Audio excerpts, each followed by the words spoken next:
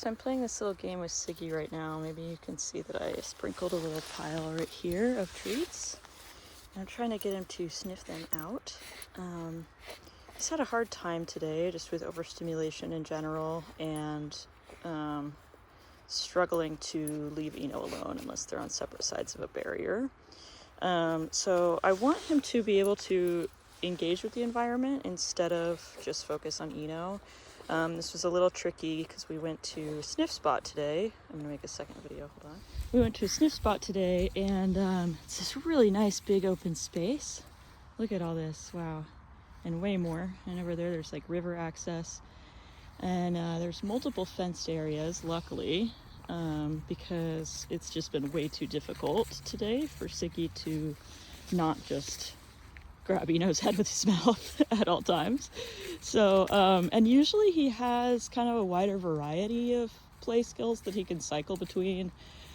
And so I think he's just kind of toast. I think he needs to go home and not have as much social time for a couple days and just kind of chill out. So anyway, so I've had to separate them or have him on leash.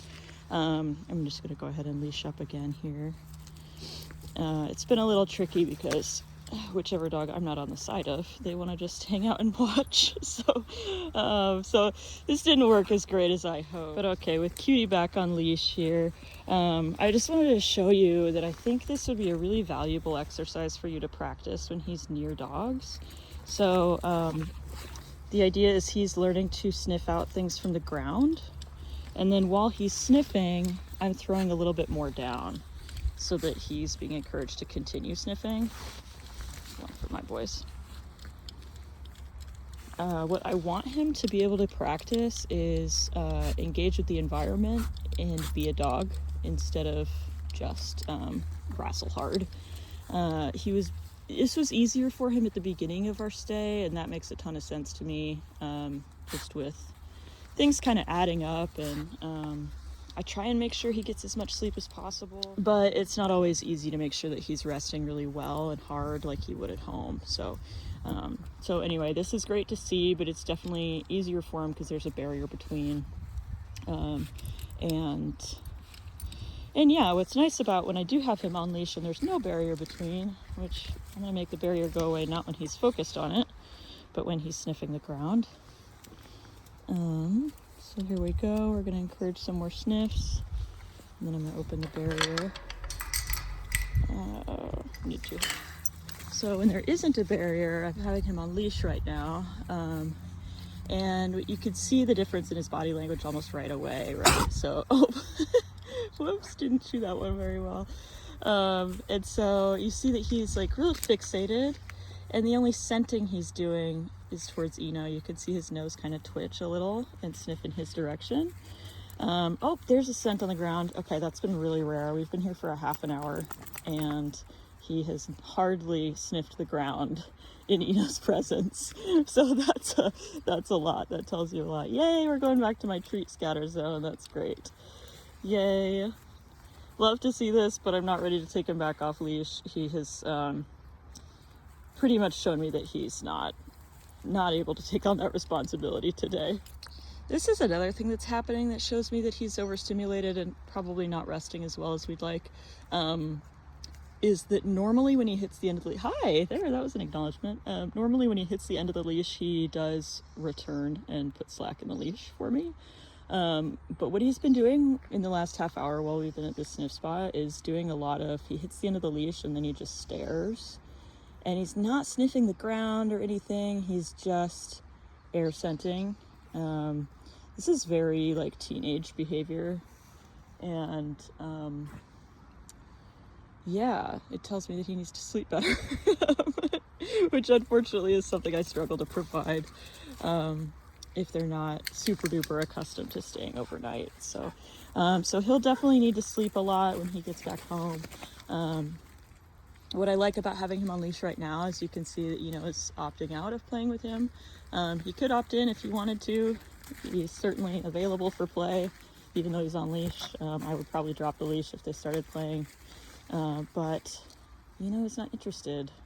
And that's also possibly what's getting Siggi more frustrated and more fixated, is that is that maybe he's really frustrated that his friend is not interested, but that is life. Anyway, sorry, this ended up longer than I thought, but this shows you, right? Like, he's been standing here like this, just totally checked out. So anyway, this is, I think, what an overstimulated Siggi looks like, and I just wanted to share this body language with you and show you what I mean, so that we have that shared language in the future. I don't think he has access to a lot of his skills and brain cells right now. But if the leash is slack, I'm walking forward. So we're just gonna keep enjoying this spot while we've got it. Good boy, Siggi. Oh, you butthead. You know, Siggi. Good job. Okay, I wanted to just pop back in with an epilogue here. You know, Siggi, and show you that we've been able to start playing name game again. You know, boom, Siggi. I think I've shown you this in my previous video, so, you know, spoon, Siggi, you know, spoon, good boys. So I was able to drop his leash, and obviously we're all in the same zone, and this is going a little bit better. They were able to do a little bit of play. He got a little out of hand. Another thing I'm noticing just with overstimulation is his play is more vocal, which I don't normally see him as a super vocal player. Normally his play is pretty quiet. So again, that just kind of tells me that it's just a hard day for him. So yeah. Oh, here we go. Okay, we're playing, and you can see we got kind of a one-way interaction happening. We'll just kind of see what happens, I guess. You know, it's trying to tell him off again. Yeah, too much. Much too much. I'll take it back. We had a good thing going for a minute, and I wanted to show you that, but it's too much for him right now. It's too hard, so we're gonna go back home and try and figure out how to kind of settle down a little bit. Sorry for all the tiny videos today. This is apparently what I'm doing. But yeah, I think you probably saw that. I'm not sure how much I was able to record, but normally I can call him out of play when it's like that. But once he's over the top like that and the other dog isn't reciprocating play at all, then it's just too much. We need to step in and get him out of there. So I would just be really thinking about when he's practicing this behavior. If it's happening at daycare, then I would question daycare a little bit. And if it's happening with Finn, I would put a little bit more structure in that play. Yeah, sorry, I'm a little out of breath.